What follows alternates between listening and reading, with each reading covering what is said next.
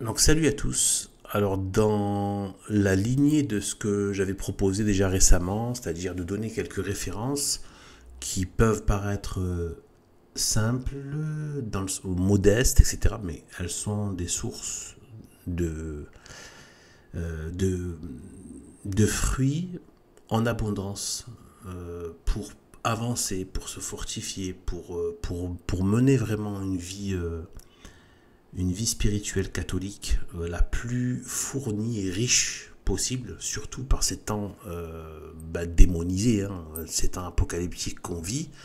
Je le dénonce et je dénonce beaucoup de choses, mais il faut aussi avoir des bonnes sources pour se fortifier. Donc voilà, je vous avais donné le titre, un site plutôt enfin un site qui reprend ce qu'on dit des pères de l'Église et des pères apostoliques et des saints docteurs par rapport à n'importe quel passage de l'évangile. Tout ce qui a pu être récolté.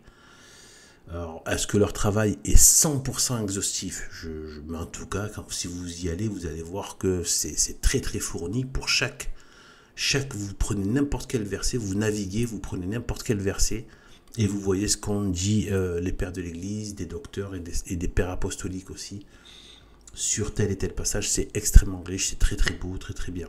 Donc voilà, j'avais fait une vidéo là-dessus. Et donc là, je vais aussi de temps en temps donc, proposer des sources de chaînes YouTube ou d'autres sources sur Internet, diverses et variées, ou d'autres références, mais aussi des chaînes YouTube. Et là, celle-là, franchement, je vous la conseille chaudement. Tous ceux qui m'écoutent doivent s'abonner à cette chaîne. Ça s'appelle La Voix de Dieu par la voix des saints. Donc c'est une catholique évidemment qui donne sa voix, hein, qui prête sa voix. Bon, elle ne fait pas comme moi, hein, elle ne fait pas des commentaires, elle n'en profite pas pour exposer certaines choses. Voilà. Mais, donc c'est vraiment de la lecture. Elle a une voix qui est très bien. Moi j'apprécie beaucoup en tant que donneuse de voix. J'aime beaucoup son élocution, etc.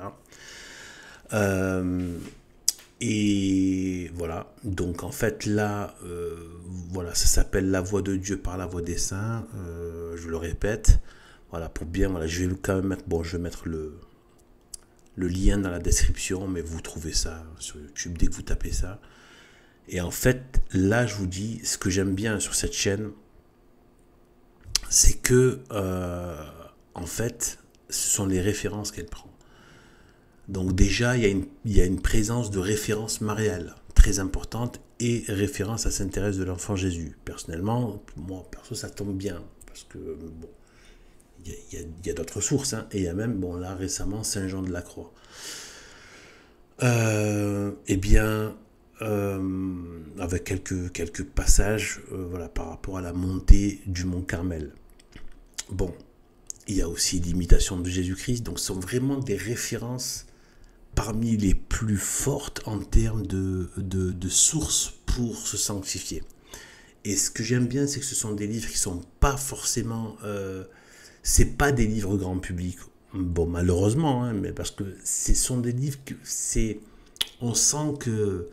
Voilà, si vous voulez, voilà, quand on va plus, ça va dans, et à la fois, en fait, on le sait, hein, on le sait dans la vie catholique, tout est donné, rien n'est caché, etc. Mais c'est juste qu'il y a une logique de progression. Voilà, c'est comme si quelqu'un qui apprend, un enfant qui apprend les maths, on va pas déjà lui essayer de le faire passer à un niveau universitaire. C'est juste ça. C'est pas que ça lui est caché à l'enfant. C'est juste qu'il doit progresser de base en base voilà, et de progresser. Eh bien, en fait, voilà. Donc là, ce que j'aime bien, c'est que vraiment, en termes de perfectionnement de l'âme, et j'aime beaucoup le côté en fait, il y a pas mal de références qui, moi, c'est un sujet qui m'est cher, c'est sur comment dire, j'ai pas envie de, j'ai fait attention de pas, allez, on va le dire comme ça, sur l'humilité et apprendre vraiment à connaître notre néant sans Dieu. Voilà, je vais le dire comme ça. Voilà. Et en fait, voilà. Donc, les choix des livres sont vraiment excellents.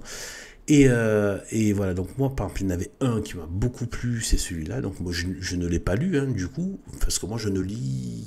quasiment pas. Je passe mon temps à soit mettre des PDF en audio avec des voix, ou j'écoute, voilà, comme ça, ce que c'est rare d'avoir des très bons donneurs de voix quand même sur internet. Donc elle, c'est vraiment une bonne référence, je trouve vraiment c'est agréable. Et voilà, donc en fait vous allez dans les playlists, hein, là je suis déjà dans les playlists. Alors, il y avait celui-là comme livre qui m'a beaucoup plu, que j'ai découvert grâce à elle. Donc elle vous fait découvrir des livres aussi, c'est important, et des très très bonnes références. Donc c'est le livre des amis de Dieu ou les institutions divines. Excellent, hein, pour ceux qui veulent entrer dans une voie de perfection, de se perfectionner dans la vie chrétienne, dans la vie catholique, de leur âme, etc. Et de leur rapport du coup à tout, hein, à eux-mêmes, aux autres, à Dieu, etc. Et donc, voilà. Bien là, voilà, vraiment, je vous conseille. Il faut y aller. Bon, il me semble, bon, là, je vais faire un petit côté, voilà, le côté, voilà, une petite. Ça n'enlève rien à cette chaîne. C'est juste que, bon, vous savez que bon, moi, c'est des vacantistes non unakum, etc. Et je suis partisan de la thèse Cassissiacoum en plus. Donc voilà, donc bon, pour ceux qui ne savent pas, mais voilà, donc du coup, donc catholique c'est des vacantistes, et je déteste évidemment tout ce qui a à voir avec Vatican II. Alors il me semble que dans un des... Elle avait... Je sais pas si elle le lisait, je crois, ou quelque chose, où elle avait dit Saint Jean-Paul II. Peut-être dans un commentaire de quelque chose où elle faisait référence à une source ou quoi, je sais pas. Donc elle avait dit Saint Jean-Paul II. Donc, moi, voilà, pour moi, ça passe pas dans mes oreilles, ça. Pour moi, c'est un démon, donc c'est un antichrist, un démonisé voilà, qui a contribué à détruire la foi, pas la foi elle-même, parce qu'elle est indestructible, mais dans le sens, voilà, dans le sens, le rapport à la foi.